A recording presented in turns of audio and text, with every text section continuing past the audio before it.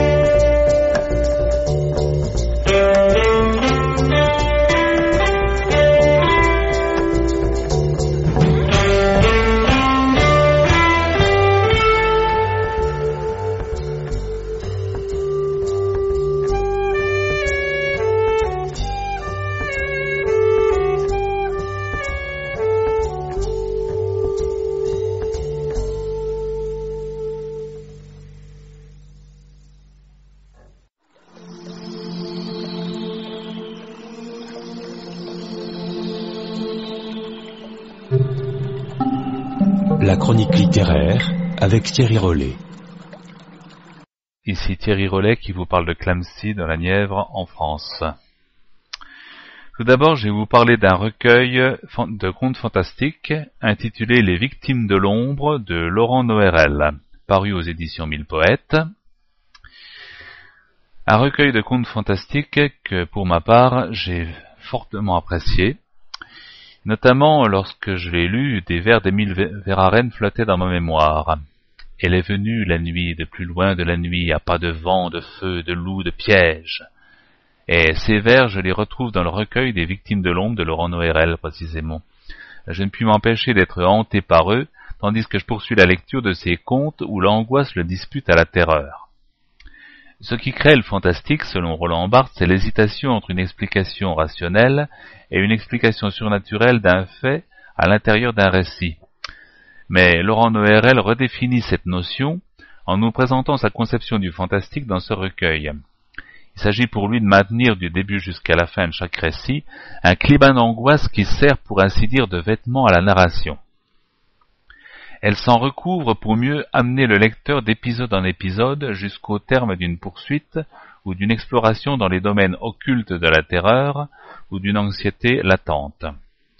En vérité, s'il existe dans ce recueil une forme d'hésitation, c'est bien entre ces deux sentiments qu'elle se produit, page après page.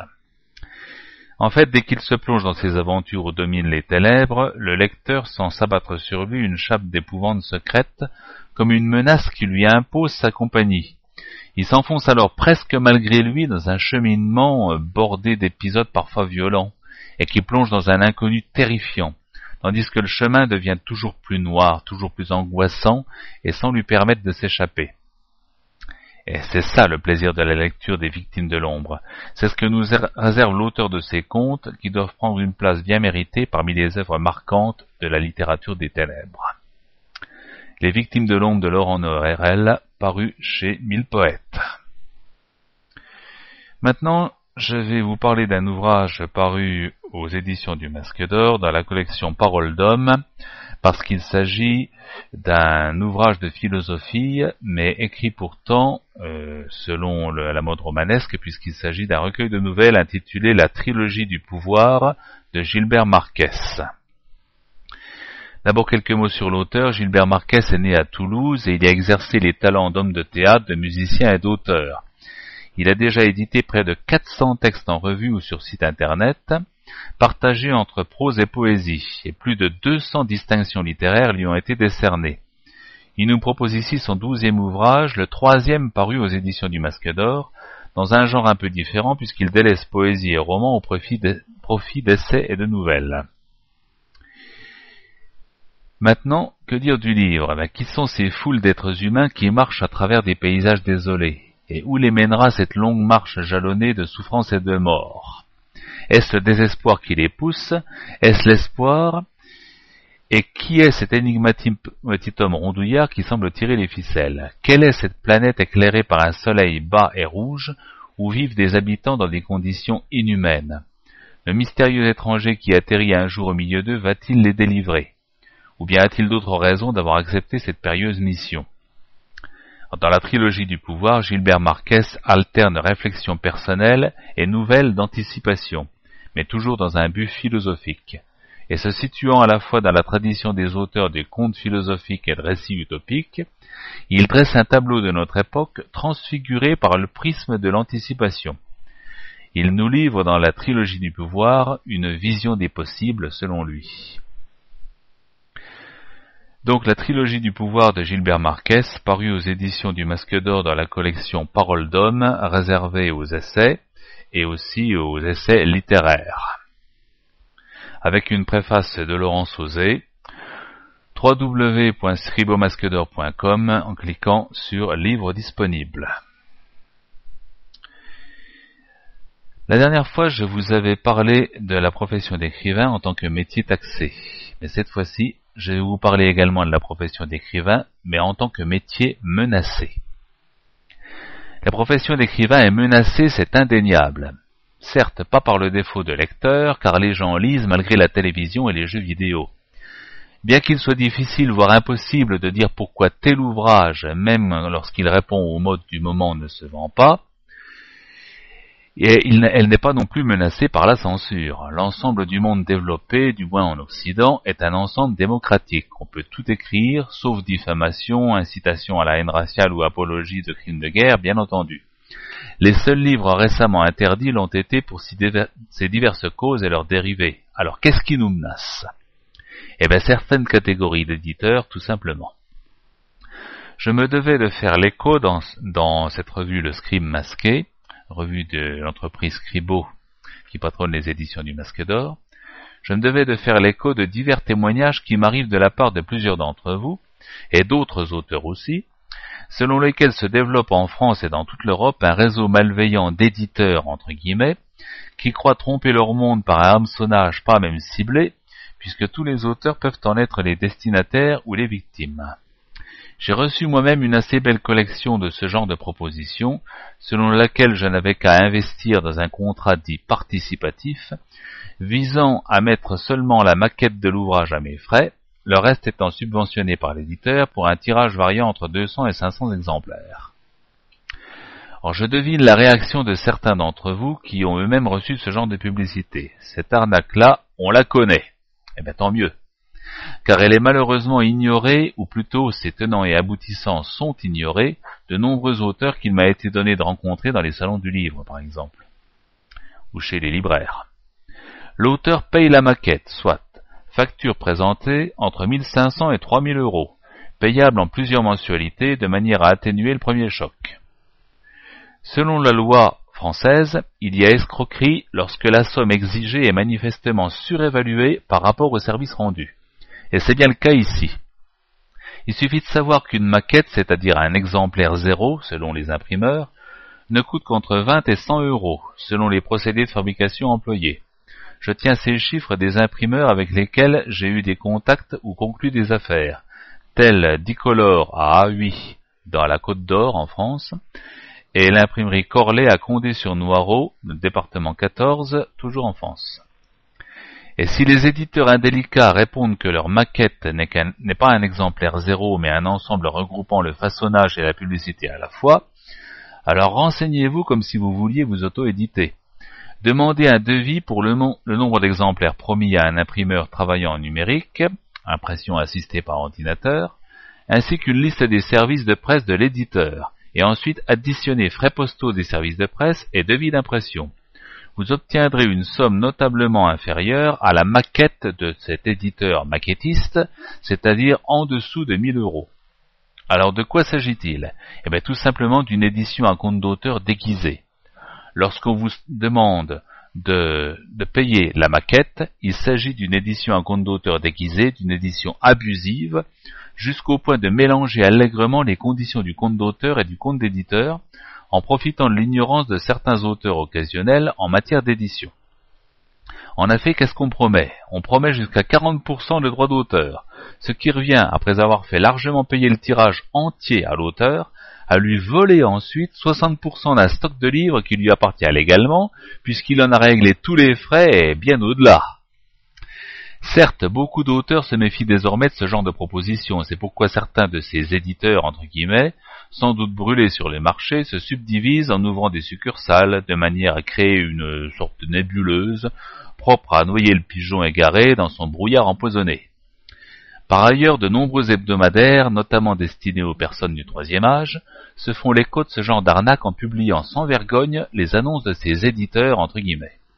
Les personnes âgées cherchent de plus en plus à laisser des souvenirs écrits à leur descendance et se voient ainsi délester leurs économies. L'arnaque s'augmente ici d'un abus de faiblesse manifeste. Donc surveillez votre courrier, surveillez ce genre de marché florissant, malheureusement, et n'hésitez pas à signaler à votre agent littéraire tout mouvement suspect. L'information des auteurs fait partie des tâches d'un agent littéraire et fait partie des tâches des éditeurs honnêtes et de tout conseiller juridique honnête. Vous cherchez un livre original écrit par un auteur contemporain ? Visitez les éditions Dédicaces. Que ce soit un livre numérique ou un livre papier, retrouvez nos livres dans plusieurs boutiques en ligne. Les éditions Dédicaces, pour un rapprochement entre les auteurs et les lecteurs, Nous saurons vous satisfaire. Plus d'informations sur le site www.dédicace.ca. Les éditions Dédicace, des moments d'éternité à savourer. Âgé de 69 ans, Anselme est un infirmier à la retraite. Comme tout le monde, il a eu son lot d'épreuves et aspire à une fin de vie tranquille. Mais cette année s'annonce sous de nouveaux auspices. Une invitation mystérieuse l'invite à rejoindre Paris en cette période de Noël. Rien ne lui est dit sur le but de ce voyage qui le mènera de découverte en découverte et changera le reste de sa vie. Découvrez le nouveau livre de Jean-Yves Fortuny, Le jour où mon âme a parlé, sur le site www.dédicace.biz. Dimanche 29 septembre à 14h30 au Centre culturel Marius Taquet de Moucron, grand spectacle au profit de l'aide humanitaire internationale. Venez vibrer sur les mélodies entraînantes de Bruno Djaran, Jean-Luc Vermeau, Dan Peters, Michel Tosca, mais aussi Alain Seba qui vous entraînera dans l'univers de Serge Lama. Et pour clôturer, le tour de chant d'Emmanuel Saint-Laurent, Santo Baracato et Christian Delagrange qui vous interprétera ses plus grands succès. Première fille, première femme, que de rêves m'as-tu donné? Ce magistral spectacle sera présenté par David Vincent. Pour vos réservations, formez le 056 86 01 60 et effectuez sans tarder votre don de participation de 16 €. N'oubliez pas, le 29 septembre 2013, au Centre Marius Taquet de Moucron.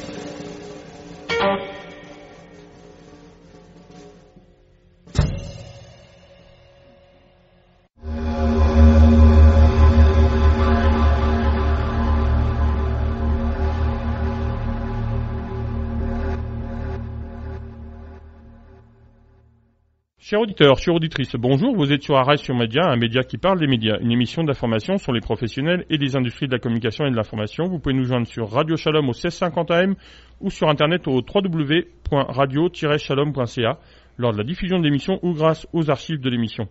Aujourd'hui, notre invité est Monsieur Guy Bouliane, fondateur et directeur général des éditions Dédicaces, fondé en 2009. Cette interview vient à la suite de l'interview du directeur général des presses universitaires de Montréal, donc Benoît Melançon, et ainsi que Gérard Boismenu, donc le fondateur de la première plateforme numérique, ainsi que Chouette Édition. Donc on fait une série d'émissions sur l'édition numérique et les différentes facettes des éditions, parce qu'on abordera bien sûr aussi la presse. Alors donc bonjour Monsieur Bouliane. Bonjour Monsieur Leray. Bonjour. On est très content de vous recevoir donc sur Radio Shalom et en particulier dans mon émission Arrêt sur Média, puisque vous êtes quelqu'un de très dynamique et vous avez créé en 2009 donc une maison d'édition. On a l'impression que ça fait 20 ans que vous êtes dans le métier. Alors justement, d'où vous vient cette passion pour l'édition? Tout d'abord, Monsieur Leray, j'aimerais vous remercier de m'avoir invité à votre émission.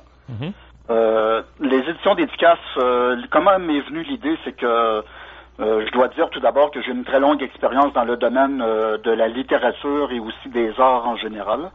J'ai débuté ma carrière il y a plus de 20 ans, c'est-à-dire à l'âge de 20 ans. Aujourd'hui, j'en ai 48. Donc, j'ai débuté à cet âge-là en publiant un premier recueil de poésie auto-édité. Ah oui? Oui, c'est ça. À partir de ce moment, on peut dire que je suis entré dans le milieu professionnel de la culture. Est-ce que vous aviez participé aux 10 ans de la Nuit de la Poésie, là je sais pas si vous vous rappelez, ça avait commencé pour les 10 ans ou 20 ans d'Octobre 70. Non, j'ai pas participé à ça réellement, sauf que j'ai beaucoup participé aux soirées de Janou Saint-Denis à Montréal. Ouais, très bien, oui. Qui s'appelait La Place aux Poètes. Tout à fait. Donc, j'ai travaillé avec elle pendant plusieurs années. Je collaborais avec elle. Par la suite, c'est le poète Éric Roger qui m'a remplacé. Okay. Éric Roger qui est très connu dans le milieu. Donc, pour revenir à votre question du départ, c'est que, j'ai quand même une très, très longue expérience dans ce milieu. Avant les éditions Dédicaces, j'avais créé une autre maison d'édition qui travaillait, elle aussi, beaucoup via Internet. C'était les éditions 1000 Poètes. 1000 Poètes a duré plusieurs années. On publiait des auteurs d'un peu partout à travers le monde. Et à un moment donné, il y a environ deux ans, j'ai décidé d'implanter une autre maison d'édition ici à Montréal, au Québec. C'est une maison qui est incorporée au Canada. Et dès le lancement de cette maison d'édition, tout s'est déroulé très rapidement. On travaille beaucoup par Internet, encore une fois, donc on a reçu des manuscrits pratiquement dès le départ. Disons 3 mois après la création des éditions Dédicaces, après son incorporation, on faisait déjà les premiers lancements de livres à Montréal. Mais quand vous avez créé vos premières maisons d'édition donc dans la poésie, et quels ont été les premiers contacts avec Internet? Comment vous êtes amené à vous intéresser à la dimension électronique de la diffusion des œuvres? Je travaille sur Internet depuis encore plus longtemps que les maisons d'édition. Okay. Ça fait entre 12 et 15 ans que je travaille sur différents projets, sur Internet. Encore là, j'avais déjà une très bonne expérience dans ce domaine. Et pour moi, c'était clair que à l'époque où on vit, on peut plus travailler comme on faisait autrefois. Il faut réellement employer les nouvelles technologies, que ce soit Internet, les médias sociaux.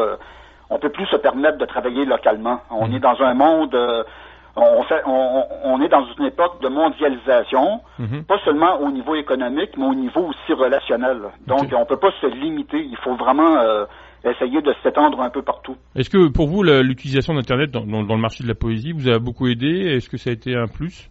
Ah ben oui, absolument.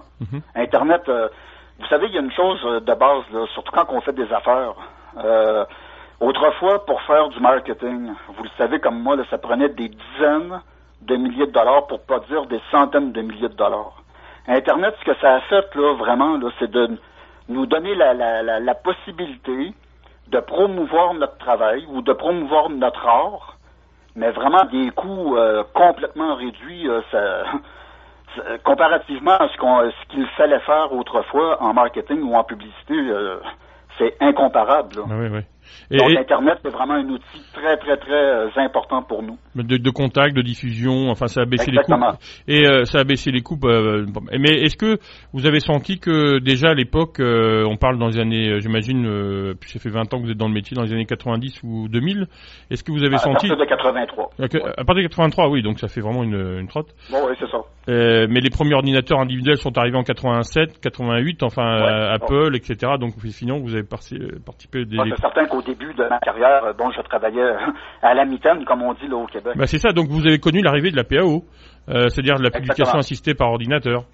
Exactement. Tout à fait. Ah oui, donc vous avez suivi vraiment toutes les étapes de la chaîne graphique, la remise en cause en fait des métiers traditionnels versus absolument.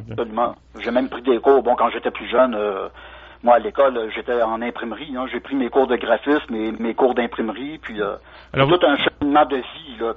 Ah oui, est-ce que vous avez fait le collège Annecy ou vous avez fait une formation particulière dans l'atelier ou j'ai fait des cours en imprimerie sur les presses rotatives et j'ai appris tout le processus du métier d'imprimeur. Là. Ah oui. Mais là, on parle pas de la presse numérique parce qu'à cette époque-là, non. C'était pas vraiment. Non, les premières presses imprimerie, c'est numérique, c'est 1993, même s'il y avait avec Indigo, mais enfin il y avait d'autres expériences avec la xérographie. Là. Mais ensuite, j'ai pris des cours en art graphique, là, en graphisme. Mais est-ce qu'on peut dire que vous êtes un autodidacte et vous avez appris sur le terrain, enfin Absolument. Absolument. Même dès la publication de mon premier recueil de poésie, même en poésie, même pour l'écriture, je suis un autodidacte. Ouais, je veux dire, c'est moi qui conçois mes sites internet, mais je peux vous dire que c'est moi qui ai appris comment faire le HTML et tout le codage de site internet. Je crois que tout le monde aimerait bien être à votre place parce que on est tous des usagers, je pense, minimum, et on est un peu débordés parce que on est face à une vraie révolution. J'appelle ça une sorte de révolution silencieuse de la lecture et de l'écriture électronique là, qui nous bouleverse un peu. Mais enfin bon, ce qui est intéressant justement, c'est que vous avez connu ce que j'appelle l'ancien régime typographique. Et puis vous êtes dans le nouveau aussi. Alors bon, on va cheminer justement. Alors donc petit à petit, une fois que vous avez touché un peu à tous les métiers de la chaîne graphique traditionnelle, on va dire petit à petit, par la poésie, vous êtes intéressé à l'édition. Alors, est-ce que vous avez senti aussi que le métier d'éditeur a évolué ? Certainement. Le métier d'éditeur a évolué à plusieurs niveaux. Bon, encore aujourd'hui, il y a encore des éditeurs qui fonctionnent à l'ancienne manière. Sauf que on est entré dans un nouveau monde, que ce soit à partir de la réception des manuscrits. Moi, ici, je n'accumule pas de manuscrits, des piles de manuscrits. Tout se fait, encore une fois, qu'est-ce que l'ordinateur nous a apporté, ou Internet, c'est le côté virtuel. C'est-à-dire que moi, ici, j'ai pas un entrepôt en train d'empiler des manuscrits de 300-400 pages. Je reçois tout par Internet, et ce sont des fichiers Word numériques. Donc déjà, en partant, on parle de révolution, on parle de modification dans la méthode de travail. Oui. Alors, est-ce que justement, ça vous a permis aussi de diffuser des œuvres qui, dans la façon traditionnelle, étaient peu acceptées ? Est-ce que le fait que vous ayez des coûts moins importants, etc., ça vous permet de permettre à différents auteurs d'être, on va dire, d'être publiés, alors qu'avant, c'était pas possible, quoi ? Moi, quand je parle de ça, je dis toujours que nous démocratisons la culture, nous démocratisons l'art. C'est certain qu'avant, tout le processus était très, très lourd. Un éditeur ne pouvait pas se permettre là, d'éditer une très grande panoplie d'auteurs à cause des coûts qui en étaient reliés. Aujourd'hui, encore une fois, grâce aux nouvelles technologies, on réduit tellement nos coûts qu'on est capable de se concentrer sur les choses qui sont les plus importantes dans le fond, qui est de publier justement des auteurs, de faire découvrir de jeunes talents, des auteurs qui débutent, au lieu de se concentrer sur... parce qu'un éditeur qui a des charges comptables trop lourdes, il va toujours se concentrer sur des auteurs. Il va plus penser à la monétisation de l'œuvre. Là, il va aller chercher l'auteur qui va être nécessaire, le plus connu possible, qui va pouvoir lui rapporter le plus possible et le plus rapidement. Donc, nous, on n'est pas pris au piège par ce processus. On s'en est libéré dès le départ.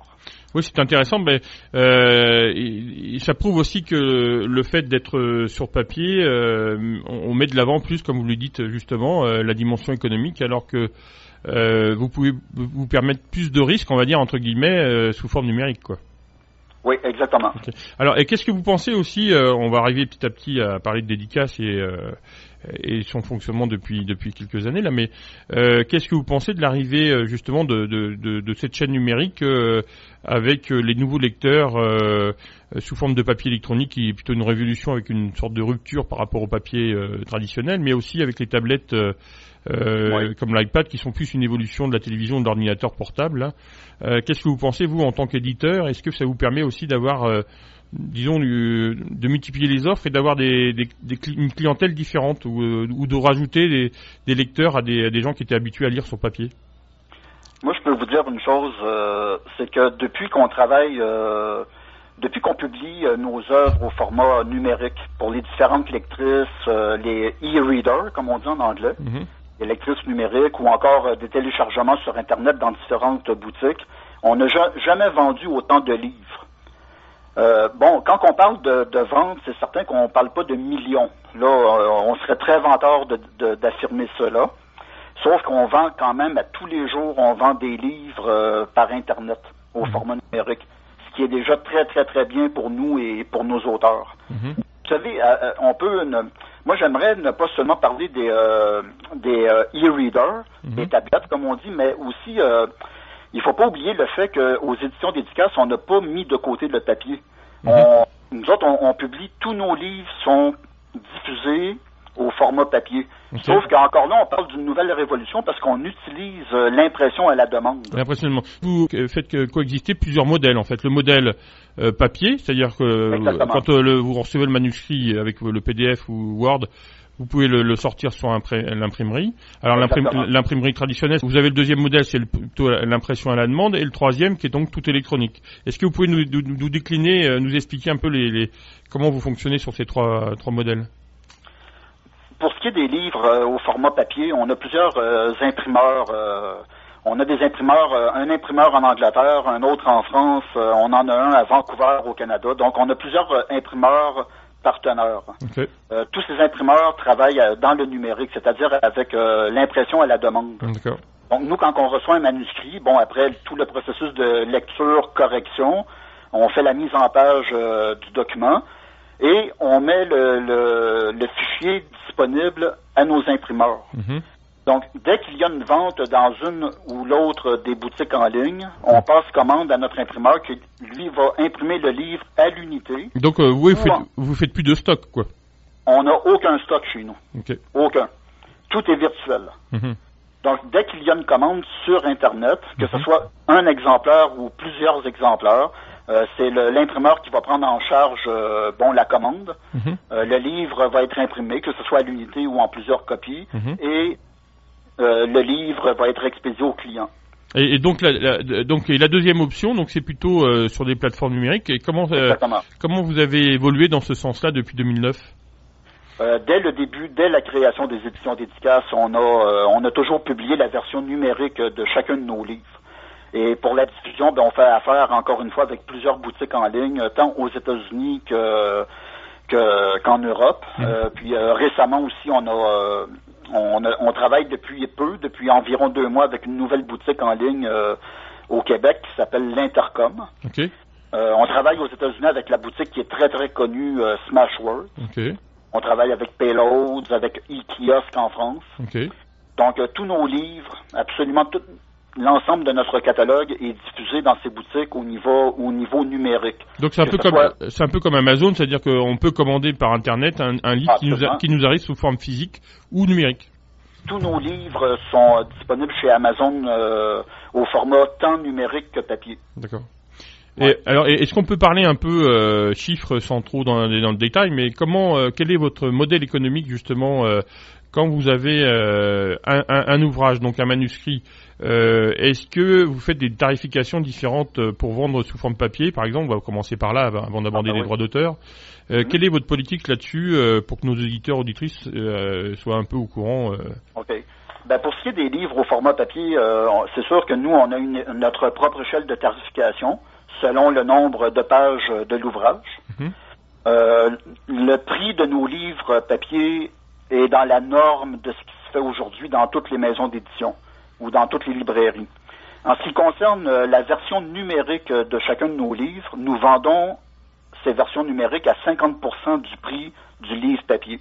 Donc, un livre papier qui va coûter 20 $, ben, la version numérique va coûter 10 $. Okay. Et vous-même, au niveau des droits d'auteur, oui, okay. Au niveau des droits d'auteur, ben, pour le livre papier, on fonctionne exactement comme une maison d'édition traditionnelle. C'est-à-dire qu'on remet le fameux 10% de droits d'auteur à chaque auteur. Okay. Mais pour le papier, pour la version numérique, nous, sous contrat, c'est un contrat qu'on signe avec tous les auteurs, on ne remet pas 10%. On augmente le pourcentage des droits d'auteur à 40% sur toutes les sommes perçues. Mm-hmm. Donc l'auteur, même si on vend le livre numérique à 50% du livre papier, l'auteur, lui, se retrouvera pas perdant par rapport à ça. Il va toujours avoir un peu l'équivalent du même droit d'auteur que la version papier. Donc on va faire une première pause. Okay. Merci pour cette précision. Donc je rappelle que nous sommes avec Monsieur Guy Boulian, fondateur et directeur général des éditions Dédicaces, fondé en 2009, et il nous explique un peu son cheminement dans le milieu traditionnel, mais aussi numérique, comme on peut le voir. Donc on fait une pause et on revient dans quelques instants.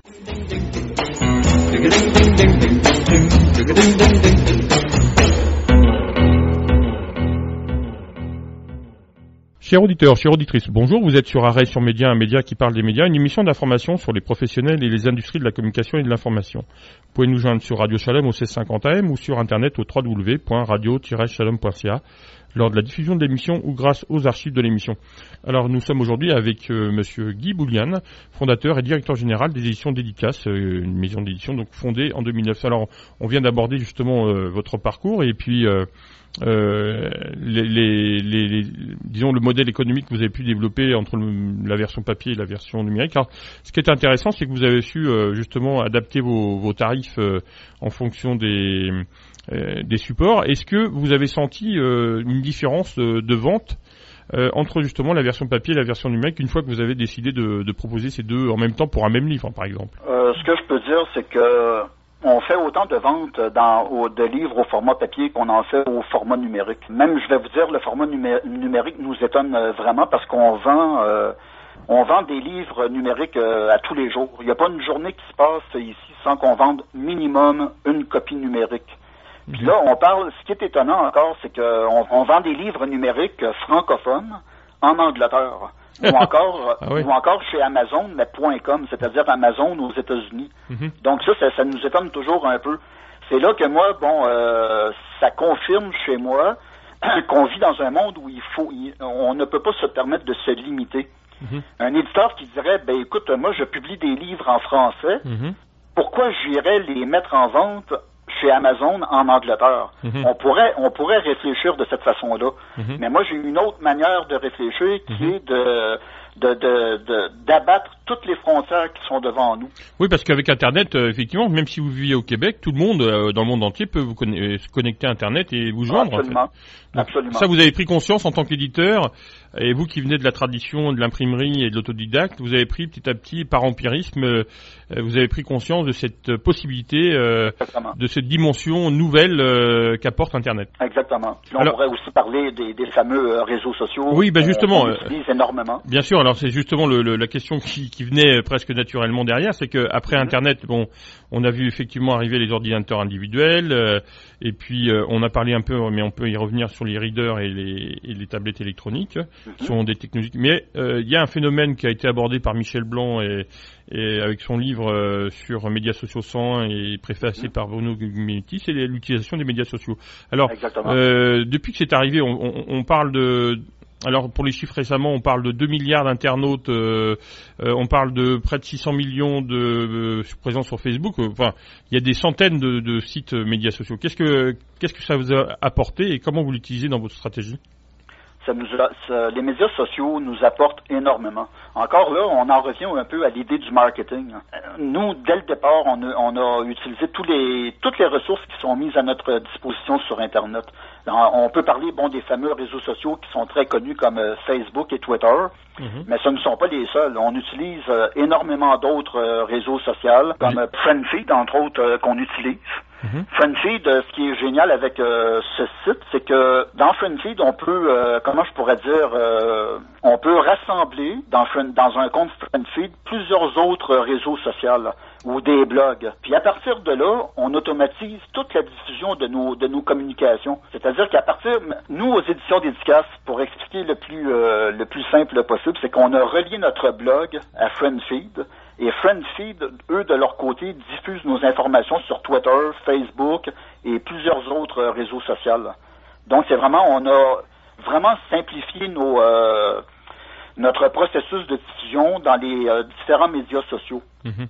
On utilise aussi beaucoup de vidéos comme Dailymotion, YouTube et plusieurs autres. Alors justement, dans vos projets de développement, vous avez donc les médias sociaux font partie de stratégie de marketing importante, mais vous semblez être un peu un vorace des médias et passionné par tout ça, puisque vous développez différentes stratégies.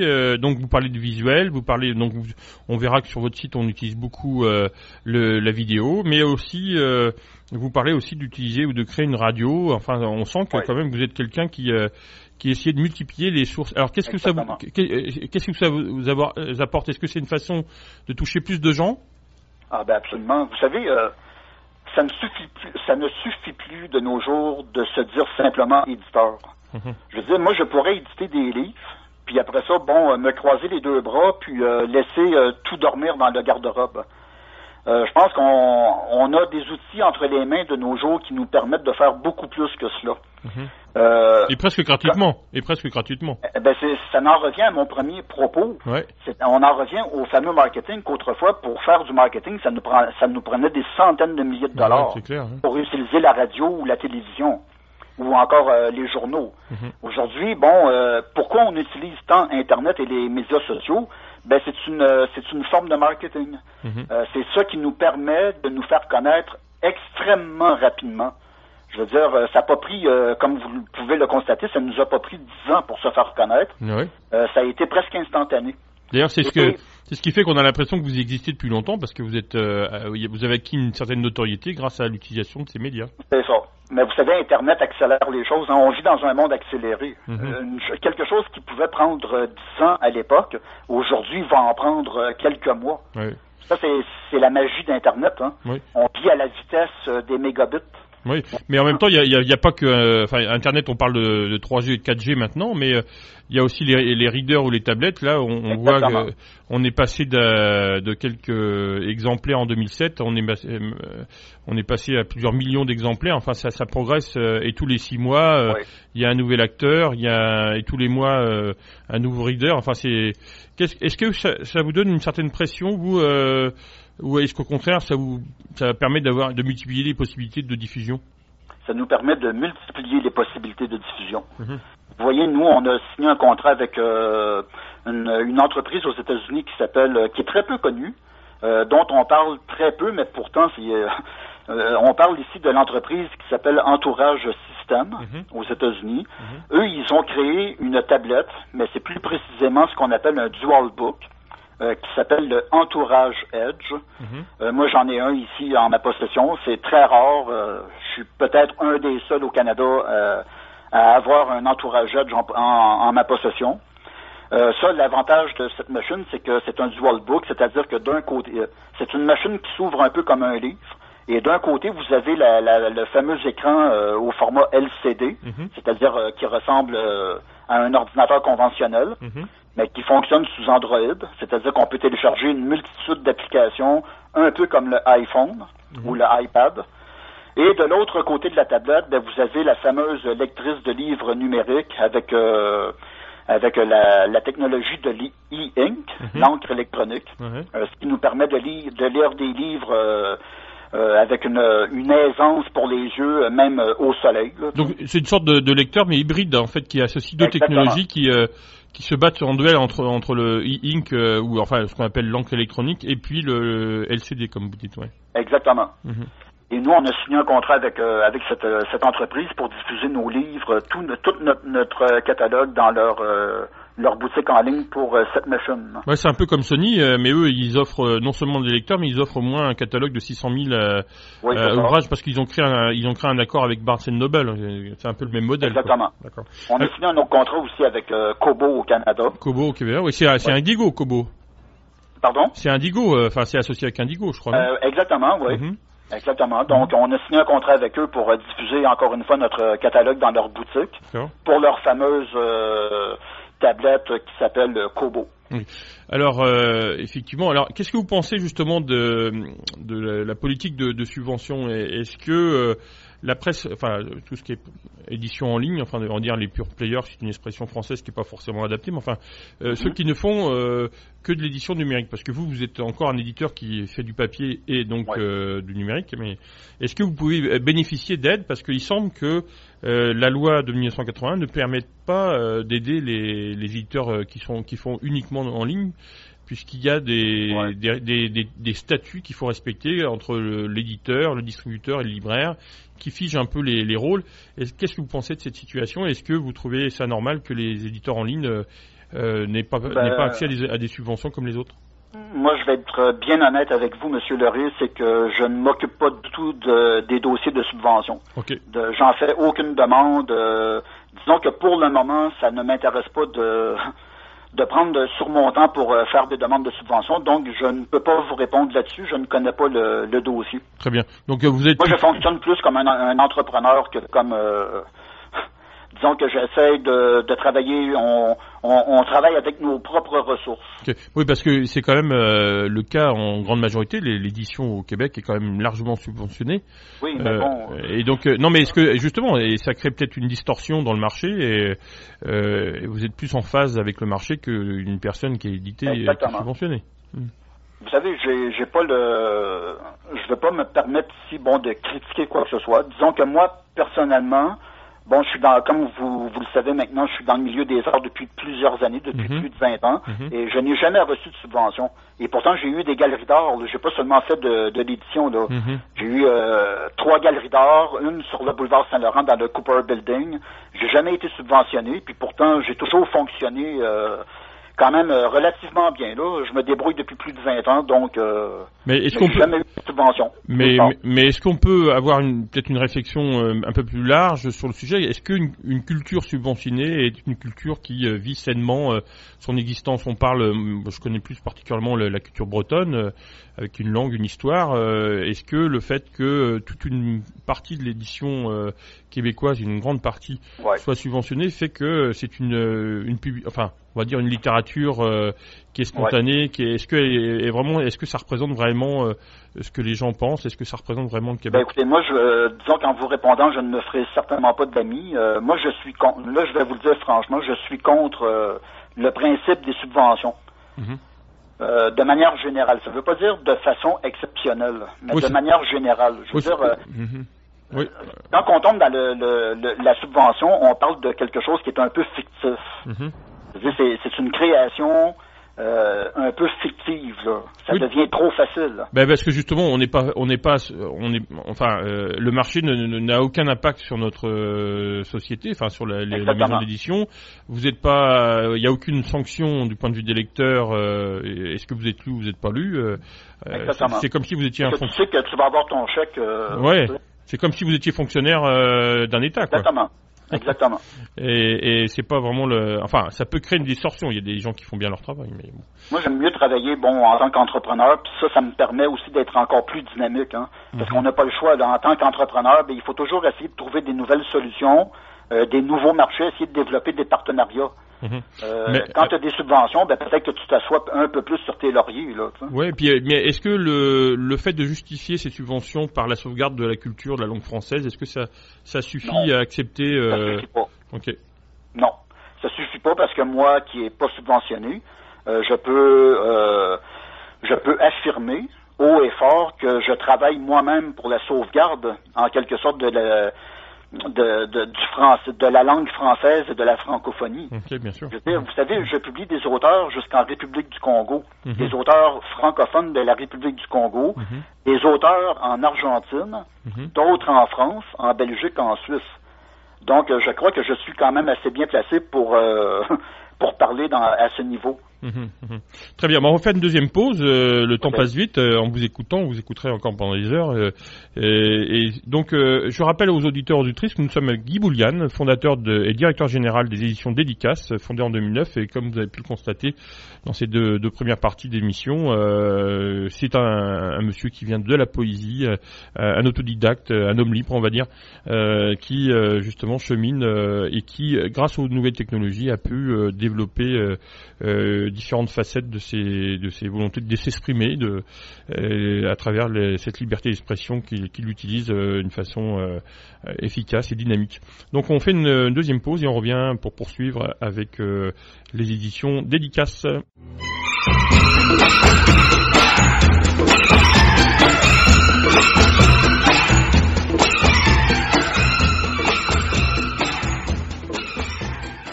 Chers auditeurs, chères auditrices, bonjour. Vous êtes sur Arrêt sur Média, un média qui parle des médias, une émission d'information sur les professionnels et les industries de la communication et de l'information. Vous pouvez nous joindre sur Radio Shalom au 1650 AM ou sur internet au www.radio-shalom.ca lors de la diffusion de l'émission ou grâce aux archives de l'émission. Aujourd'hui, nous avons le plaisir donc de recevoir monsieur Guy Boulian, fondateur et directeur général des éditions Dédicaces, fondées en 2009. Alors, on était en train d'élever le débat en prenant un peu de la distance par rapport aux éditions Dédicaces, donc on va y revenir tranquillement, mais on est toujours dans le même sujet, c'est-à-dire vous nous avez expliqué que l'utilisation des médias et de nouveaux médias était important, mais ça ne vous empêche pas de participer à des salons et d'être présent physiquement. Vous avez participé récemment à la 3e édition du forum ePaper World et vous avez aussi participé à différents salons au Canada, en France. Enfin, on vous voit un peu partout. Alors, quelle est l'utilité d'être présent physiquement, soit à travers un magasin, soit à travers un salon, en complément des médias virtuels qui sont censés justement éviter de se rencontrer physiquement, justement. Je pourrais répondre à cela en disant que le fait de participer à des salons du livre, que ce soit en France ou au Canada, c'est très important pour nous parce qu'on ne veut pas être considéré seulement comme un éditeur numérique. Il y a quelque chose là-dedans qui serait trop facile. Parce que un éditeur qui dit que il fait juste du numérique, selon moi, c'est pas assez. Notre présence dans les salons du livre, comment je pourrais dire, démontre qu'on fait un travail d'éditeur. Ça nous permet d'exposer nos livres au format papier. Okay. Je sais pas trop comment répondre à ça, là. Ça peut être aussi simplement un contact avec les gens. Vous pouvez. C'est ça, oui, exactement. Parce qu'à un moment donné, il y a quand même toujours on a besoin de parler aux gens physiquement en présence de l'autre, quoi. Exactement. Alors, est-ce que justement, quelles sont les réactions de vos clients, parce que depuis 2009, vous avez maintenant 2-3 ans d'existence. Comment les gens vous perçoivent et justement vous arrivez à toucher soit des lecteurs nouveaux avec le numérique, soit les mêmes lecteurs mais qui passent au numérique. Comment ça se passe? Est-ce que vous avez on a parlé du métier d'éditeur, est-ce que vous avez vu évoluer aussi? C'est un peu difficile pour nous de répondre à cette question parce qu'on ne connaît pas la source de tous nos clients. Okay. Lorsqu'on vend des livres chez Amazon, on n'a pas des livres numériques, entre autres. On n'a pas les coordonnées ou le nom ou les coordonnées des acheteurs. Donc, c'est un peu difficile pour nous de faire une analyse de la clientèle comme telle. Est-ce que c'est justement une critique qu'on pourrait faire aux plateformes numériques qui vous distribuent? Est-ce que, comme je crois c'est le problème d'Apple ou d'Amazon, pour la presse comme pour les éditeurs de livres, est-ce que vous avez accès à des informations avec votre... Enfin, est-ce que vous êtes propriétaire de la base de données ou est-ce qu'au contraire, c'est dans les mains de votre plateforme de diffusion qui, eux, profitent en fait de votre réseautage? Disons, on est propriétaire de la base de données de nos livres. Oui, mais peut-être pas de la base de données de leur clientèle, par contre. C'est ça. C'est-à-dire qu'en fait, si jamais quelqu'un achète un livre par rapport aux plateformes dont vous dites, là, c'est eux qui conservent le réseau. Enfin, ça dépend des boutiques. Okay. Comme par exemple, on vend nos livres papier dans la fameuse boutique eBay. Ouais. Chez eBay, on a les coordonnées de tous nos clients. Okay. Contrairement à eBay, Amazon, on n'a pas les coordonnées de nos clients. Donc, ça dépend vraiment des boutiques, des différentes boutiques avec lesquelles on fait affaire. Okay. C'est-à-dire que le papier, on a plus facilement accès aux coordonnées, alors que dans le numérique, paradoxalement, alors que ça devrait être plus facile, mais alors, pourquoi ils ont cette politique? Parce qu'on parle de numérique. Je veux dire, un livre qui est, qu'on dit uploader chez Amazon. Oui. Il n'y a pas de distribution comme telle. Le client va aller sur le site d'Amazon, il va payer avec sa carte et il va avoir un téléchargement immédiat du livre. Mais il peut pas avoir, il peut pas avoir justement un détail, simplement peut-être le nom ou un courriel, enfin justement. Malheureusement, chez Amazon, on n'a pas ce genre d'information. Et pourquoi il donne pas cette information? Ah ben ça, il faudrait leur demander. Ok. Non, mais je peux pas répondre pour eux. Ça vous a pas posé de problème pour vous? Ben pas du tout, parce que nous, ce qui nous importe en premier, c'est la croissance de nos ventes. Okay. Ça, c'est quelque chose qu'on constate quotidiennement. Je veux dire, on parle chez Amazon d'une croissance de 200% en termes de vente. Donc ça veut dire que c'est vraiment énorme. Ça vous libère d'une tâche qui est la gestion justement de la base de données, en fait. Exactement. Ouais, exactement. Moi, ce qui m'importe le plus, ce sont les ventes. Okay. Moi, quand je constate qu'à tous les jours, il y a minimum une vente ou deux de livres. Bon, ben c'est ça qui est important. C'est le rapport que je vais avoir à donner à mes auteurs. C'est ce qui va être le plus important. Mais est-ce que vous pensez, enfin je sais pas, peut-être que je devrais poser cette question à des acteurs de la presse, ce qui sera le cas dans quelques temps, mais parce que ça semble très sensible dans le milieu de la presse, magazine ou presse quotidienne, cette propriété de la base de données et des contacts de gens qui sont acheteurs. Est-ce que vous pensez, avec votre expérience, que c'est moins important dans le domaine du livre papier ou numérique que dans le domaine de la presse ou périodique qui semble une sorte de désappropriation de secteurs entiers de leur pouvoir sur la façon de distribuer leur périodique ou leur quotidien? Moi, je suis plus ou moins d'accord avec ça. Okay. Parce que je considère que, bon, ce sont leurs entreprises. Amazon, c'est une entreprise privée. Okay. Bon, eux, ils nous offrent un service. Ils nous offrent le service de pouvoir mettre en vente nos livres, tant papier qu'au format numérique, sur leur site. Bon, je crois qu'il faut faire avec ça. Nous, de notre côté, on a notre propre base de clients. C'est-à-dire, on a créé, entre autres, une lettre d'information dans laquelle on a plusieurs centaines d'abonnés. Ou des abonnés sur notre compte Facebook. Ça, c'est une base de données qui nous appartient, si on veut. Tout à fait. Bon, ça, c'est important pour nous parce qu'on envoie, régulièrement, entre autres, des lettres d'information à nos abonnés pour les informer de nos nouvelles publications, de nos activités. Donc, on n'est pas complètement perdu à travers ça, là. Okay. Justement, on va parler un peu de vos publications avant de finir avec les projets que vous avez. Donc, parlez-nous un peu de vos différentes collections. Comment vous avez organisé votre publication? Combien vous avez de livres à votre disposition, sous forme papier ou numérique déjà? Là, pour l'instant, on a un catalogue d'environ 80 ouvrages différents. Okay. Et on se considère comme étant un éditeur généraliste. C'est-à-dire qu'on publie différents genres, que ce soit le roman, la poésie, la nouvelle, la science-fiction. On a même des ouvrages de psychologie, de philosophie, etc. Okay. Donc, nous sommes un éditeur généraliste.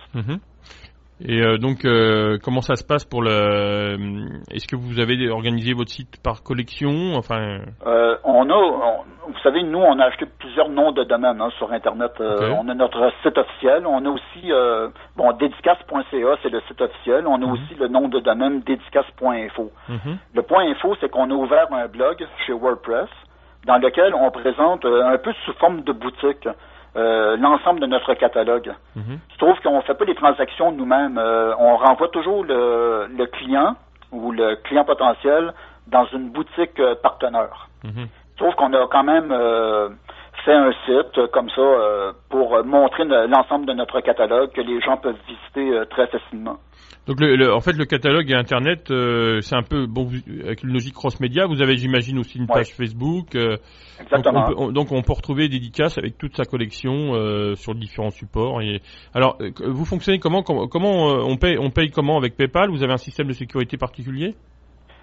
Lorsqu'on vend les livres sur d'autres boutiques, les gens vont payer souvent avec PayPal, avec leur carte de crédit. D'accord. Lorsqu'on fait des ventes sur eBay, la plupart des gens utilisent PayPal. OK. Puis nous, on reçoit l'argent. C'est eBay qui va nous verser l'argent. Okay. Et nous, on s'occupe de l'impression et de l'expédition de l'ouvrage. Très bien. Oui, donc la commande vous arrive et puis vous envoyez au client, etc.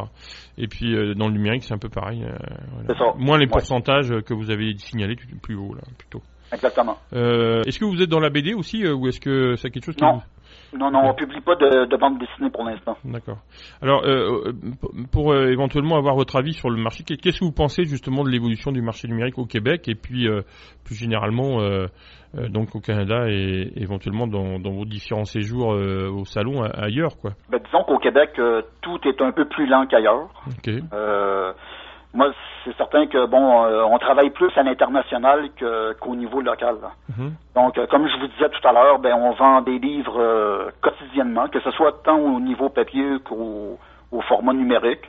Donc, la progression est toujours constante et régulière. Mm-hmm. Au Québec, c'est toujours un peu plus lent à décoller, mais sinon, comme je vous dis, la progression de nos ventes est constante et en pleine évolution. Mais oui. Nous allons faire une dernière pause. Donc, je rappelle aux auditeurs et auditrices que nous sommes Guy Bouliane, fondateur et directeur général des éditions québécoises Dédicace, fondée en 2009. Vous êtes situé où déjà, à Montréal ou à Québec? À Montréal. À Montréal, très bien. Oui. Donc, nous faisons une dernière pause et puis on revient avec les dédicaces, comme on peut en faire souvent quand on rencontre des auteurs qui nous font des belles dédicaces. Donc, les éditions de Dédicace.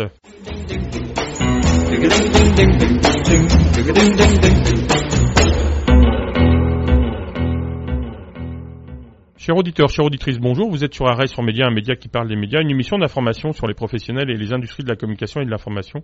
Vous pouvez nous joindre sur Radio Shalom au 1650 AM ou sur internet au www.radio-shalom.ca lors de la diffusion de l'émission ou grâce aux archives de l'émission. Aujourd'hui, nous avons le plaisir de recevoir monsieur Guy Bouliane, fondateur et directeur général des éditions québécoises Dédicace, fondée en 2009. Alors, j'imagine que, pour finir sur votre projet, mais peut-être pour revenir sur le nom de votre maison d'édition, pourquoi avoir choisi Dédicace? Est-ce que justement c'est le côté l'auteur qui dédicace son œuvre? Qu'est-ce que vous avez voulu signifier par là? Disons, quelques mois avant la création de notre maison d'édition, j'étais justement à la recherche d'un nom. Donc, Dédicace, c'est pas le premier nom qui m'était venu en tête. Sauf que comme on dit au Québec, lorsque j'ai cliqué sur le nom, que j'ai dit, Dédicace, là, j'ai fait des recherches sur Internet pour voir si ça existait, et même au niveau des noms de domaine. Là, j'ai tellement été étonné de constater que le nom de domaine Dédicace n'était pas pris. Mm-hmm. Là, j'ai dit, ça, c'est pour moi. Ça, c'est un nom, là, j'ai trouvé ça génial, je vais vous le dire franchement, j'ai trouvé ça, c'était le nom idéal. Ah bah oui, Dédicace, c'est bien l'auteur qui dédicace son livre, enfin, ça fait partie, c'est au cœur de l'édition, quoi. C'est ça, mais ça n'a pas été le premier nom que j'avais en tête au début, là. Okay. Mais sauf que quand, j'ai cliqué sur ce nom, là, j'ai dit, là, c'est vraiment ça, c'est la clé du succès. Quand j'ai trouvé le nom Dédicace, là, j'ai dit, et voilà, là, c'est la réussite assurante. Un autre projet pour nous qui est déjà en place, c'est la création d'une radio sur Internet. D'accord. Ça, c'est très intéressant. En 2009, on avait déjà créé une radio sur le site Blog Talk Radio aux États-Unis. Mm-hmm. Sauf qu'on avait arrêté le projet, parce qu'on n'avait plus le temps. Il fallait vraiment se consacrer au déploiement de la maison d'édition. Mais là, récemment, on en est venu à renouveler cette étape en créant effectivement la radio Dédicace, qui va nous permettre de communiquer nos informations à plusieurs internautes à travers le monde, parce que la radio va pouvoir être écoutée sur les 5 continents. Oui, tout à fait. Oui. Écoutez, on se propose de collaborer à votre initiative. On verra comment on pourra faire de la radio sur Internet en parlant de littérature ou de livres. J'imagine que les sujets... Est-ce que vous avez déjà une ligne éditoriale? Écoutez, nous, ce qu'on entend diffuser dans cette radio, ça va être soit des critiques de livres, des reportages, des annonces de lancement, toutes sortes de choses comme ça. C'est certain qu'on va entrecouper les émissions avec de la musique variée, que ce soit du classique ou du jazz. On va donner beaucoup d'informations au niveau littéraire et des arts en général. Très bien. Écoutez, si vous voulez dire un mot pour conclure, on va sinon vous remercier pour cette belle interview. Écoutez, M. Lery, moi je vous remercie beaucoup de m'avoir invité à votre émission. Puis je vous souhaite aussi à vous beaucoup de succès dans vos entreprises, parce que je sais que vous-même travaillez énormément dans le domaine, entre autres du livre numérique. Donc je vous souhaite aussi le meilleur des succès dans vos prochains projets. Très bien, merci. Je vous remercie de m'avoir invité. C'était un plaisir. Je pense que les auditeurs auditrices vont apprécier votre passion et votre goût de la littérature. Et puis je pense que est-ce que vous pouvez nous redonner votre site internet pour que les auditeurs puissent aller vous visiter éventuellement sur donc c'est Dédicace. Oui, Dédicace avec un S, dédicace.ca. Ouais. Et il y a aussi notre blog officiel à Dédicace, toujours avec un S, dédicace.info. Très bien. Sur notre blog officiel, les gens peuvent vraiment avoir plusieurs informations sur nos différentes activités. Très bien. On vous remercie, Monsieur Guy Boulian. Et donc, merci. Chers auditeurs, chères auditrices, merci pour votre attention. Kenavo, shalom. Arrêt sur Média, un média qui parle des médias sur Radio Shalom Montréal au 1650 AM ou sur Internet au www.radio-shalom.ca avec Éric Leray et Edmond Fulbert.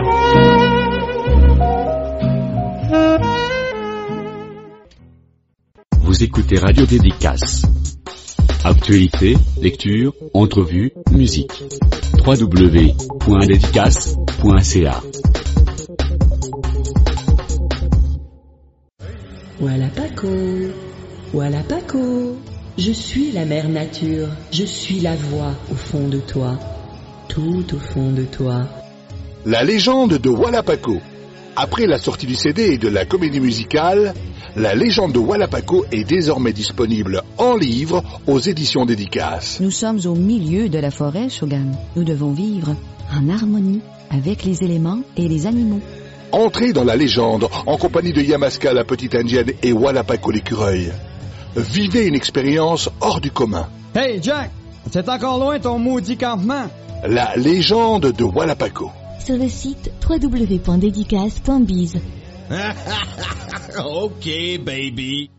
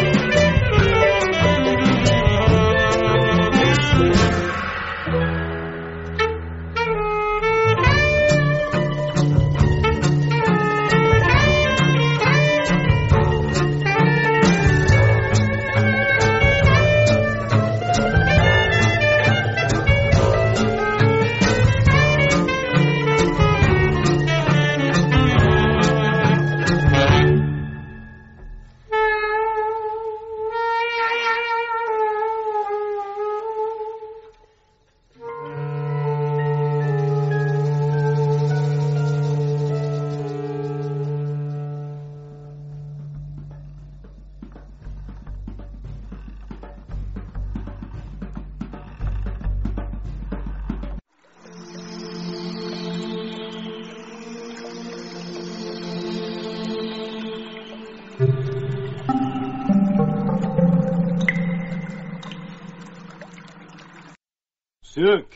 4, 3, 2, 1, 0.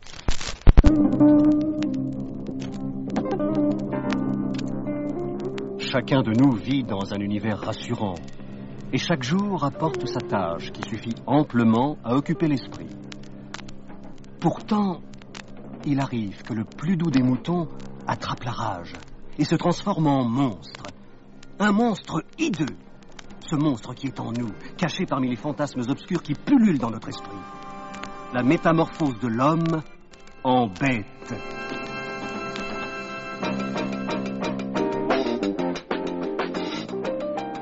Julien n'avait plus envie de sa femme.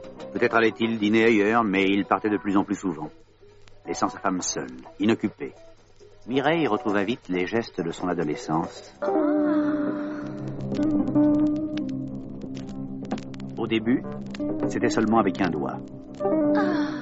Le majeur. Comme la plupart des femmes. Puis elle éprouva le besoin de sentir quelque chose en elle et elle prit du plaisir avec des objets divers. Des carottes, des bananes, des saucisses.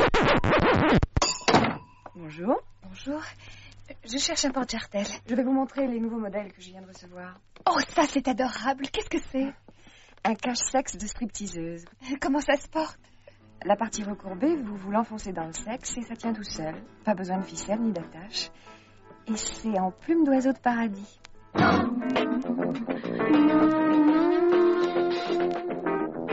C'est ainsi que je fis la connaissance de Mireille. Mademoiselle, combien pantalons? 500. Oh, pouvoir essayer? Bien sûr. Tenez, la cabine est là. Ah. Impossible. Il bande. Pardon? Pas bander, sinon pas pouvoir faire mes braguettes, compris? Remarque, quand le suçant, ça le ferait peut-être débander. Ce n'est pas idiot. Vous vouloir, moi, sucez-vous? Oh, parisienne, hein? Oh, c'est bon, une bite de japonais. C'est comme si je mangeais au restaurant. Bataille! Vous êtes en train de me faire une prise de karaté avec sa bite? Tu vois, Clo-Clo, quel effet ravageur une bite peut exercer sur une femme en proie au délire orgasmique. Arrêtons là cette scène, voulez-vous? Mais ma parole, tu as l'air toute bouleversée. Oh, si tu savais ce qui m'arrive. Quoi donc? J'ai des envies soudaines de... Entrez. Oh, Serge, comment allez-vous? Tenez, posez les dossiers là. Qu'est-ce que vous avez là? Approchez un peu. Pénélope? Oui, Angélique. Que fais-tu de beau, ma chérie? J'étais en train de...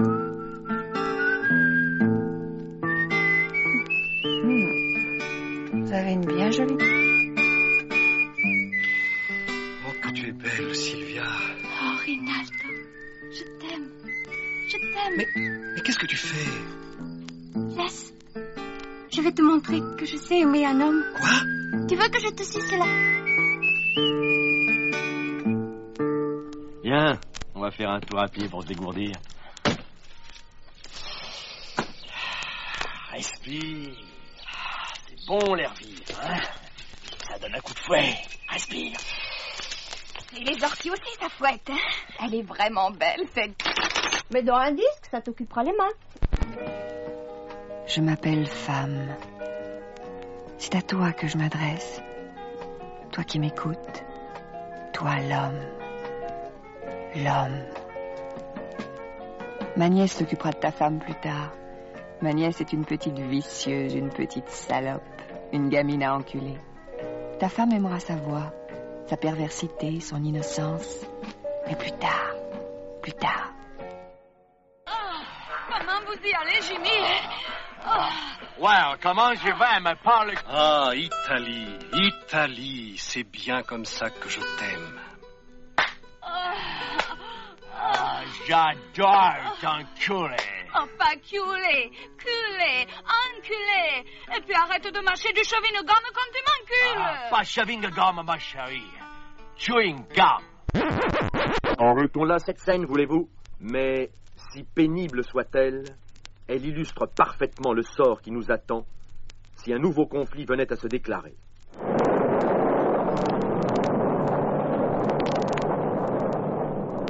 Fini les petites bombinettes nucléaires, fini le déluge apocalyptique de feu et de fer. Tout ça, c'est de la rigolade à côté de la dernière arme que les Russes viennent de mettre au point.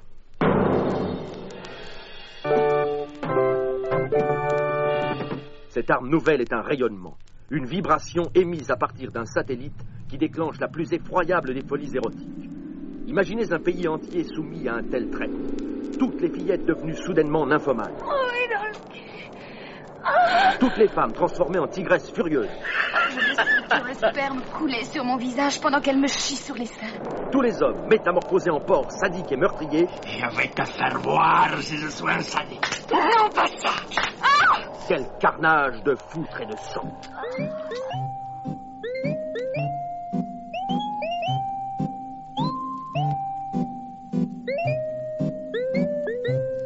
Venez, soulevez-moi ma jupe.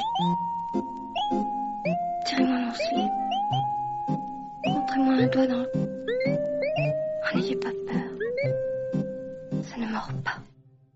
Si cette histoire vous a plu, ne manquez pas de vous procurer les prochaines nouveautés. Nous vous recommandons spécialement. 2 filles en plein délire s'en donnent à cœur joie. Ça alors, ma vieille, t'as le con musical. Essaye de faire un rire. Non, c'est un mythe. Quand survient l'insolite. Chérie, qu'est-ce que tu bandes fort? J'en ai plein la bouche. Chiche, tais-toi, chiche. Pour en savoir davantage sur l'orgasme en période de ménopause, ne manquez pas... Tire-moi sur les coucouillettes et ma chevillette éjaculera. Oh, j'adore faire l'amour en écoutant Arte Radio Cassette Eagle. L'écoute est strictement réservée aux adultes. Point. Comme. Réservé aux adultes. Imbécile.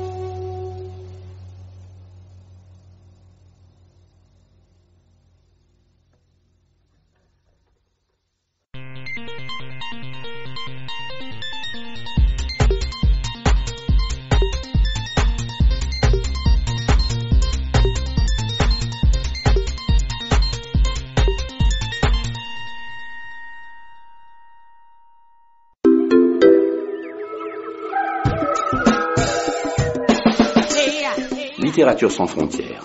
Une chronique de Fréquence Terre, Pierre Golf. Victor Hugo, écrivain, poète, voire dessinateur, a beaucoup voyagé dans son existence marquée aussi par un exil de plusieurs années. Il visita maintes régions de France et à l'étranger, et à chaque fois, il laissa ses impressions dans des lettres, à travers des descriptions d'une haute tenue littéraire, dans des dessins, véritables témoignages de pérégrination d'un touriste ou d'un réfugié politique. Ce romancier historique, poète classique, pamphlétaire, défenseur des pauvres et des opprimés, protecteur des humbles, adversaire acharné de l'injustice, humaniste, amoureux de la vie et des femmes, père douloureusement atteint par la mort tragique de sa fille Léopoldine, puis grand-père comblé, ce combattant de la lumière contre la tyrannie et la dictature, est souvent mis à l'honneur partout où il posa ses pas et ses bagages. Dans une série de chroniques, j'ai à mon tour posé mes pas et mes bagages dans ceux de l'illustre écrivain, et j'ai lu ou relu quelques-uns de ses écrits, même des graffitis de sa main, qui, en quelque sorte, façonnent l'un des plus merveilleux itinéraires touristiques, historiques, insolites et littéraires qui soient. Mes pas m'ont mené au Tréport, à Bruxelles, à Veules-les-Roses, à Étretat, à Vianden, à Mons, à Waterloo, bien sûr, à Paris, à Ault, à Dieppe, à Saint-Valery-en-Caux, et la semaine prochaine, pour suivre cette invitation à la découverte ou redécouverte de pans de terroir et de patrimoine, place sera faite au bord de la Manche, puisque Victor Hugo écrivit. J'ai vu tous les bords de la mer du Tréport au Havre. Cette haute falaise qui mure la Normandie commence au bourg d'Ault. Mes pas m'ont mené au Tréport, à Bruxelles, à Veules-les-Roses, à Étretat, à Vianden, à Mons, à Waterloo, bien sûr, à Paris, à Ault, à Dieppe, à Saint-Valery-en-Caux. Et la semaine prochaine, pour suivre cette invitation à la découverte ou redécouverte de pans de terroir et de patrimoine, place sera faite au bord de la Manche, puisque Victor Hugo écrivit « J'ai vu tous les bords de la mer du Tréport au Havre, cette haute falaise qui mure la Normandie commence au bourg d'Ault, s'échancre à peine pour le Tréport, pour Dieppe, pour Saint-Valery-en-Caux. » Justement, pour davantage illustrer ma chronique, j'ai relevé à la cathédrale de Rouen cette citation que n'aurait pas rejetée Victor Hugo. Dans toute démarche touristique, il y a une quête mystérieuse d'un autre, d'un ailleurs. Et gageons qu'il aurait apprécié l'initiative prise à Ménil-Durdan, un hameau d'une vingtaine d'habitants, soit la plus petite commune de Seine-Maritime, où fut créé en 1987 le jardin des mauvaises herbes, à savoir la protection de la flore sauvage disséminée sur les talus, le long des routes, dans les sentiers. Pierre Guelf pour Fréquence Terre. Retrouvez et podcastez cette chronique sur notre site fréquenceterre.com.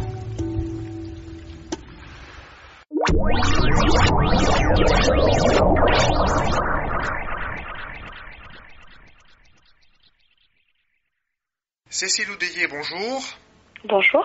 Merci d'avoir accepté l'invitation de la Grande Radio.fr Bordeaux-Gironde pour nous présenter donc la programmation de septembre et d'octobre 2013 de l'Opéra National de Bordeaux. Bon, il y a une saison 2013-2014, mais des rendez-vous sont attendus septembre, octobre, notamment avec entre autres le premier concert du nouveau chef Paul Daniel.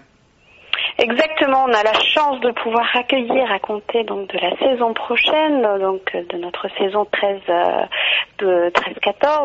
le grand chef donc Paul Daniel qui va prendre la direction musicale de l'Orchestre National Bordeaux-Aquitaine et qui nous proposera les 26 et 27 septembre un premier programme. Évidemment, il a souhaité mettre à l'honneur la musique anglaise, donc un programme qui nous permettra tout simplement de nous replonger sur un magnifique morceau de Purcell, mais aussi qui proposera tout un programme autour de Mahler. Et pour fêter cet événement, c'est-à-dire ce premier programme qui sera donné et interprété par Paul Daniel, nous avons choisi de proposer le vendredi 27 septembre une retransmission en plein air sur écran géant, place du Parlement, donc de ce concert symphonique qui sera donné à 20h. Alors il n'y a pas que ce concert symphonique, il y a également les rendez-vous lyriques, il y a l'opéra également au programme. Tout à fait, on a la chance aujourd'hui de pouvoir à la fois profiter de l'acoustique exceptionnelle de l'auditorium et en même temps de pouvoir proposer des formes, des productions lyriques au Grand Théâtre. Donc pour inaugurer cette nouvelle saison, nous accueillerons un opéra de Mozart, un opéra qu'il a écrit à 16 ans, qui est pas très connu, qui s'appelle Lucio Silla, mais qui est une œuvre vraiment passionnante à découvrir. Et donc qui sera donné dès la fin du mois de septembre, à compter du 23 septembre, pour 4 dates jusqu'au jeudi 3 octobre. C'est une coproduction donc que nous accueillons, qui nous vient de Rennes et de l'Opéra d'Angers-Nantes, opéra qui a eu beaucoup de succès. Avec le ballet aussi présent dans la programmation septembre-octobre 2013, avec la création de Charles Jude. Effectivement, cette année, donc nous aurons dès l'automne la possibilité de présenter la nouvelle création de Charles Jude à travers une soirée dédiée à Stravinsky. Donc il y aura 3 pièces qui seront proposées, dont une nouvelle chorégraphie signée de Richard Werlock, qui est le directeur artistique du Ballet de Bâle, que nous accueillons pour l'occasion, et qui fera travailler les danseurs du ballet de l'Opéra national de Bordeaux sur une symphonie en 3 mouvements de Stravinsky. Et en même temps, ça permettra aussi à Charles Jude de nous reproposer son Apollon, qui est toujours un grand moment, et concerto pour violon dans une chorégraphie signée Georges Balanchine. Et juste avant cette trilogie Stravinsky, pour continuer autour de la danse, nous avons l'immense bonheur de pouvoir accueillir la compagnie Pina Bausch le jeudi 10 octobre, le vendredi 11, samedi 12 et dimanche 13 octobre au Grand Théâtre, en partenariat avec le TNBA. Donc c'est la compagnie tourne très peu en France, donc c'est vraiment un immense honneur de pouvoir l'accueillir juste avant de pouvoir présenter notre propre production. Sans oublier également les petites formules, notamment les midis musicaux et puis les concerts en balade. Oui, tout à fait. On tient à pouvoir proposer aussi des formes peut-être plus légères, ou en tout cas sur des temps comme les midis musicaux qui permettent de profiter de quelques moments privilégiés autour de quelques artistes de la maison. Donc ces concerts-là ces midis musicaux sont à 8 €. Ils sont proposés tout au long de l'année à notre public. Nous en avons effectivement un fin septembre, le vendredi 27 septembre, le fin octobre, le vendredi 25 octobre. Donc ça, c'est quand même des petites formules qui permettent à tous de partager des grands morceaux du répertoire, ou tout simplement de découvrir nos artistes. Également les concerts en balade. Il y a un concert en balade, notamment à l'occasion c'est le premier dimanche du mois d'octobre. Il y a le dimanche sans voiture, mais également il y a le concert en balade au Grand Théâtre de Bordeaux. Tout à fait, à 11h. Donc c'est à 11h au Grand Théâtre, et là aussi c'est un tarif très attractif à 8 €. Et donc ce premier concert sera interprété par le quintet à vent de l'ONBA autour d'un programme avec des grands noms, Mozart, Haydn, qui permettront à tous de découvrir nos artistes, et puis à l'issue un pass dégustation qui proposera de se retrouver dans un moment assez convivial et chaleureux avec les artistes, et tout en dégustant donc des vins de Pessac-Léognan. Voilà, toute une programmation à découvrir en septembre et en octobre de cette année 2013, occasion de la saison 2013-2014 de l'Opéra national de Bordeaux. Merci beaucoup, Cécile Oudéier. C'était un plaisir, merci.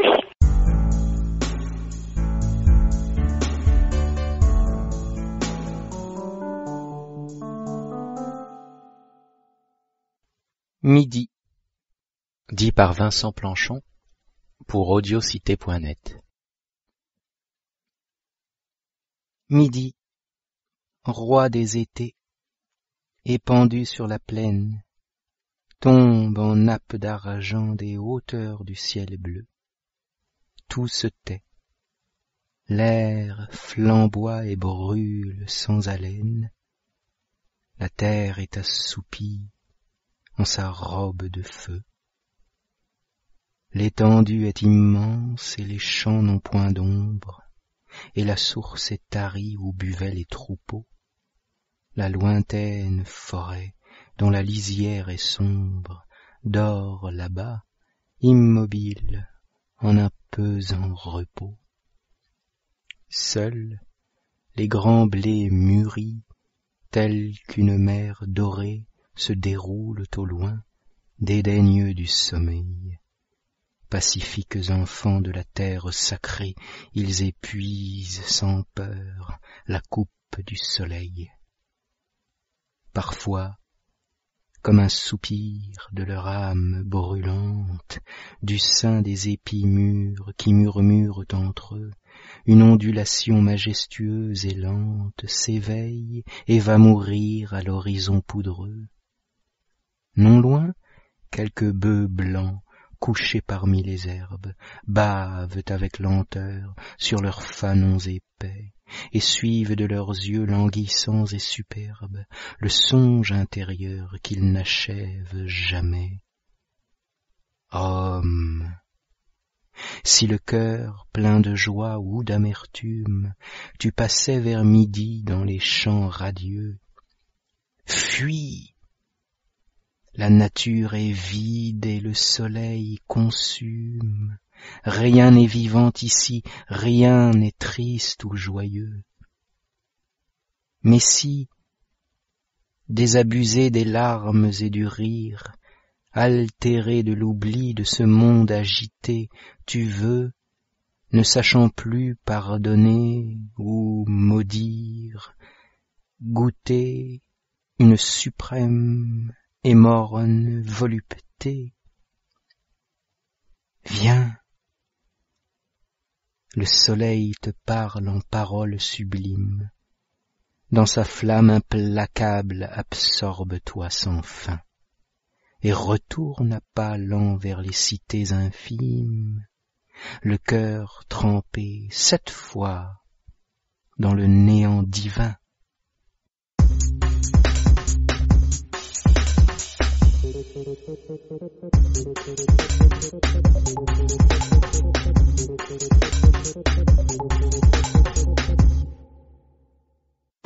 Parce qu'au Québec on aime le bon country, Carole Laurando nous revient avec son nouvel album. Des mélodies authentiques et envoûtantes. Commence bien la semaine, mon tête est déjà prête. En exclusivité, retrouvez-la au travers de la sortie officielle de son album. Le vin de mon voisin, disponible à la vente sur iTunes et sur le site officiel carolorando.ca.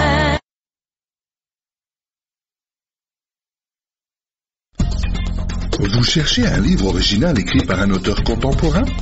Visitez les éditions Dédicaces. Que ce soit un livre numérique ou un livre papier, retrouvez nos livres dans plusieurs boutiques en ligne. Les éditions Dédicaces, pour un rapprochement entre les auteurs et les lecteurs, nous saurons vous satisfaire. Plus d'informations sur le site www.dédicace.ca. Les éditions Dédicaces, des moments d'éternité à savourer.